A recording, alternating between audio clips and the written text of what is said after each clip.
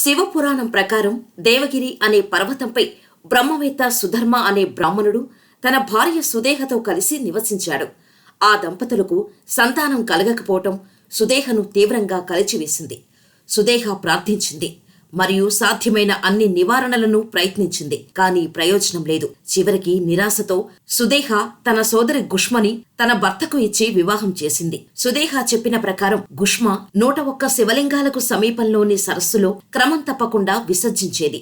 శివుని ఆశీర్వాదంతో గుష్మ ఒక మగబిడ్డకు జన్మనిచ్చింది. దీంతో సుదేహకు తన సోదరిపై అసూయ కలిగింది. అసూయతో ఒక రాత్రి ఆమె గుష్మ కుమారుడిని చంపి అతని మృతదేహాన్ని సరస్సులో పడేసింది. మరుసటి ఉదయం గుష్మాలు మరియు సుధర్మ వారి రోజువారీ ప్రార్థనలలో నిమగ్నమయ్యారు. తప్పుగా ఏమీ గమనించలేదు.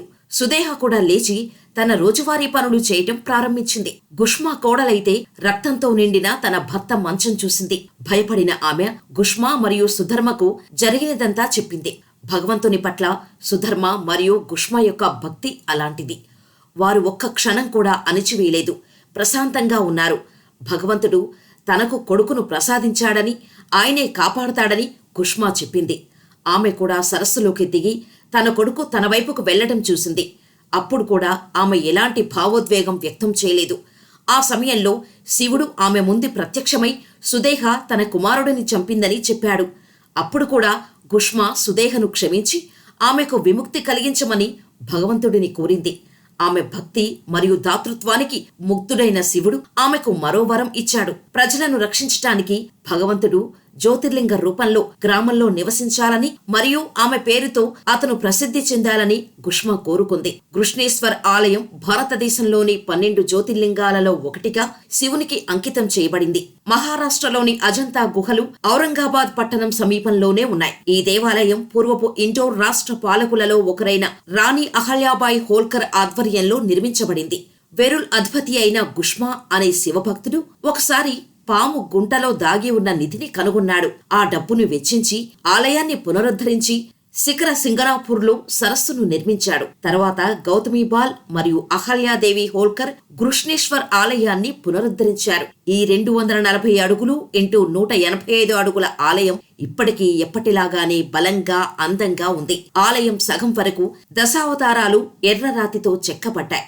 ఇతర అందమైన శాసనాలు కూడా చెక్కబడ్డాయి. 24 స్తంభాలపై కోర్టు హాలు నిర్మించబడింది. ఈ స్తంభాలపై అద్భుతమైన శిల్పాలు ఉన్నాయి. దృశ్యాలు, పెయింటింగ్స్ చాలా అందంగా ఉన్నాయి. గర్భగృహము 17 అడుగులు ఇంటూ 17 అడుగుల కొలతలు కలిగి ఉంది. లింగమూర్తి తూర్పు ముఖంగా ఉంటుంది. కోర్టు హాలులో బ్రహ్మాండమైన నందికేశ్వరుడు ఉన్నాడు.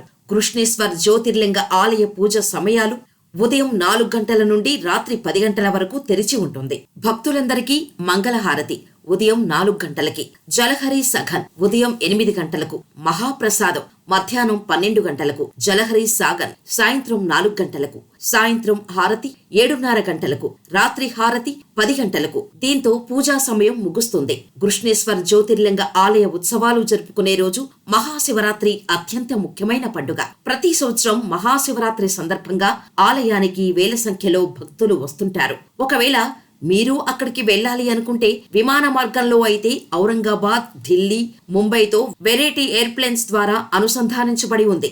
సమీప విమానాశ్రయం ఔరంగాబాద్ వద్ద ఉంది. ఇది కృష్ణేశ్వర్ నగరం నుండి 29 కిలోమీటర్ల దూరంలో ఉంది. అక్కడ నుండి మళ్లీ బై రోడ్డు చేరుకోవాల్సిందే. రైలు మార్గంలో అయితే ఔరంగాబాద్, భోపాల్, గ్వాలియర్, ముంబై, న్యూఢిల్లీ, హైదరాబాద్ మొదలైన వాటితో నేరుగా రైలు ద్వారా అనుసంధానించబడి ఉంది. సమీప ప్రధాన రైల్వే స్టేషన్ 140 కిలోమీటర్ల దూరంలో ఉన్న మన్మాడ్. అక్కడి నుండి మళ్లీ బై రోడ్డు చేరుకోవాల్సిందే.